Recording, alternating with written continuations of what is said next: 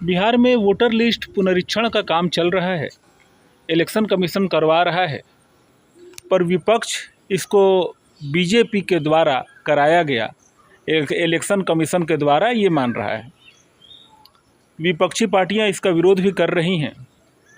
BJP का मानना है कि बिहार में बहुत सारे फेक वोटर्स हैं, ज़्यादातर बांग्लादेशी वगैरह हैं, मतलब मुस्लिम्स ज़्यादा हैं। और बीजेपी की चिंता यही है कि मुस्लिम वोटर्स जो फेक है वही ज़्यादा हैं, उनके नाम निकाले जाने चाहिए। तो यहाँ देखिए, एक तरफ तो बीजेपी जानती है जब इलेक्शन का समय आ जाता है तब वो जान रही है कि ये लोग वोट नहीं देते, बल्कि उसके विरुद्ध वोट देते हैं। और यही कारण है कि किसी भी कीमत पर बीजेपी इलेक्शन कमीशन के सहायता से कहिए या जैसे कहिए, इसको करवाना चाह रही है और उन नामों को निकलवाना चाह रही है। आधार कार्ड को नहीं माना जाएगा क्योंकि आधार कार्ड फेक बने हुए हैं। तो बीजेपी तो इन लोगों के लिए काम करती है और कभी नहीं बोलती कि हम मुस्लिमों के विरुद्ध हैं, बल्कि वो तो मुस्लिमों के साथ हैं, बहुत ज़्यादा काम करते हैं मुसलमानों के लिए।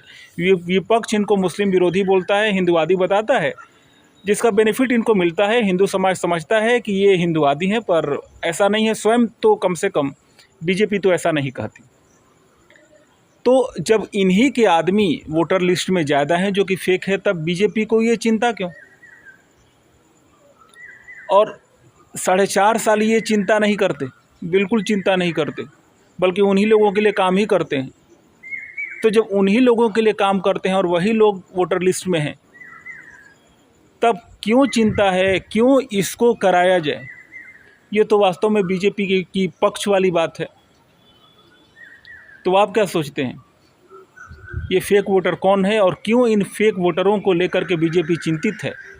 जबकि 4.5 साल इन्हीं लोगों के लिए काम हुआ है और बिहार में तो लगभग 20 साल इन्हीं लोगों के लिए काम हुआ। कमेंट के माध्यम से अपनी राय रखिएगा। फिर मिलता हूँ नेक्स्ट वीडियो में। बहुत बहुत आभार।